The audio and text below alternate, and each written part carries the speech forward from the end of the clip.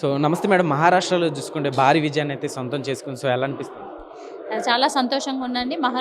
మహారాష్ట్రలో ఇంత భారీ మెజారిటీ అంటే మేమందరం కూడా డెఫినెట్‌గా గెలుపుని ఎక్స్‌పెక్ట్ చేసినాము. దానికి తగ్గ కష్టానికి తగ్గ ఫలితం వచ్చింది. We are very happy. ఎన్‌డీఏ కాకుండా కూడా బీజేపీ ఇండిపెండెంట్‌గా కూడా చాలా మంచి సీట్స్ కైవసం చేసుకుంది. సో ఇవన్నీ కూడా ఇప్పుడు తెలంగాణలో రాబోయే రోజుల్లో వచ్చే ఎన్నికల్లో మాకు ఇవి స్టెప్స్‌గానే ఉంటాయి. డెఫినెట్‌గా మేము ఇక్కడ తెలంగాణలో కూడా అదే విధంగా ప్రణాళికలు చేసుకుంటూ ఫస్ట్ హిందువులమంతా ఐక్యత అయ్యి ఇక్కడ కూడా జాగృతం అయ్యి తెలంగాణలో కూడా కైవసం చేసుకుంటాం. ఎందుకంటే ఇక్కడ పబ్లిక్ చూస్తున్నట్టయితే కాంగ్రెస్ కి ఓటు వేయడానికి ఆ గద్దెను ఎక్కేయడానికి కారణము కేవలము కేసీఆర్ మీద వ్యతిరేకత. వాళ్ళకి ఇప్పుడు కాంగ్రెస్ కథ కూడా అసలు కథ బయటపడ్డది కాబట్టి ఎక్కడ కూడా హామీలు నెరవేర్చలేదు. ఏ కోసాన కూడా అసలు చిత్తశుద్ధి లేదు వాళ్ళకు ప్రజల మీద, వాళ్ళ సమస్యల మీద. సో డెఫినెట్గా బీజేపీ పార్టీ పేదల పక్షాన పోరాడుతుంది, ప్రజల పక్షాన పోరాడుతుంది కాబట్టి డెఫినెట్గా నెక్స్ట్ టైం తెలంగాణలో అయితే బీజేపీ కైవసం చేసుకుంటుంది. అట్లానే చూసుకుంటే జార్ఖండ్‌లో కూడా కొంచెం వెనకబడిపోయి ఉంది కదా మేడం. సో దాని గురించి జార్ఖండ్లో కూడా వెనకబడ్డది అంటే ఆల్రెడీ అక్కడ రీజనల్ పార్టీ ఎన్ఎంఎంఏ చేసింది కాబట్టి జేఎంఎం ఆల్రెడీ గెలిచింది కాబట్టి ఇక్కడ బీజేపీ ఓట్ బ్యాంక్ అయితే ఎక్కడ కూడా స్ప్లిట్ అవ్వలేదు. అండ్ బీజేపీ ఇంకా ఓటింగ్ శాతం పెరిగింది. సో దానికి మేమేమి బాధపడట్లేదు ఎందుకంటే అక్కడ రీజనల్ ఉంది కాబట్టి. ఎట్లుంటుంది మేడం? ఇంకా తెలంగాణలో చూసుకుంటే పార్టీ కార్యాచరణ ఎలా ఉంటుంది? డెఫినెట్గా ఎందుకంటే ఇప్పుడు రానున్న లోకల్ ఎలక్షన్స్ మీద మేమందరం దృష్టి కేంద్రీకరిస్తున్నాము. ఆ తర్వాత కూడా జనరల్ ఎలక్షన్స్కి కూడా ఇప్పుడు పబ్లిక్ నుండి ఆదరణ బాగా పొందుతున్నాము. ఎందుకంటే బీఆర్ఎస్ది వాళ్ళ నిజ స్వరూపం తెలిసింది. ఆల్రెడీ అది మునిగిన పడవ. ఇప్పుడు ఈ కాంగ్రెస్ది కూడా చూస్తున్నారు. గత సంవత్సరం నుండి ఏమి కూడా హామీలు నెరవేర్చలేదు. పబ్లిక్ సమస్యల పైన చిత్తశుద్ధి లేదు మన సీఎం గారికి. సో డెఫినెట్గా వాళ్ళందరూ బీజేపీ మొగ్గు చూపుతున్నారు. బీజేపీ కూడా ప్రజల పక్షాన మేము డెఫినెట్గా పోరాడి మేము ఇక్కడ కైవసం చేసుకుంటాం. మేడం అలానే చూసుకుంటే బీజేపీ కేవలం హిందువులకే ప్రాధాన్యత ఎక్కువ ఇస్తుంది అంటున్నారు కదా. సో ఏం చెప్తారు మేడం? హిందువుల ప్రాధాన్యత ఆబ్వియస్గా అండి. ఎందుకంటే మన ఐడియాలజీ అది. దేశం కోసం, ధర్మం కోసం ఫస్ట్ పోరాడటానికి బీజేపీ ఉంటుంది కాబట్టి హిందువులు అది గమనించుకోవాలి, ఒక ఐక్యతతో ఉండాలి. అదే చెప్తా రిక్వెస్ట్ అందరికీ, హిందువులు జాగృతం కావాలి. ఇది హిందూ పార్టీ అనట్లేదు నేను. మా బీజేపీ పార్టీలో కూడా ముస్లింలు ఉన్నారు, క్రిస్టియన్స్ ఉన్నారు, అట్లా అని కాదు. మాది ఒక ఐడియాలజీ ఉంటుంది. హిందుత్వం కోసం, దేశం, ధర్మము మాది ఫస్ట్ ఐడియాలజీ కాబట్టి దానికోసమే మేము పోరాడతాం. మహారాష్ట్రలో చూసుకుంటే పవన్ కళ్యాణ్ గారు సో అక్కడికి వెళ్ళి ప్రచారం చేయడం జరిగింది. అక్కడ కూడా గెలవటం జరిగింది. సో దానిపై ఏం చెప్తారు? అవునండి, ఆబ్వియస్గా. ఎందుకంటే అది కూడా యాడ్ ఆన్ అవుతుంది కదా. ఇప్పుడు అంతా కూటమి కాబట్టి వీఆర్ ఆల్ వన్. మేము డెఫినెట్గా అట్లాగే ఇప్పుడు మహారాష్ట్రని ఎట్లయితే కైవసం చేసుకున్నామో ఇక్కడ తెలంగాణలో కూడా చేసుకుంటాం.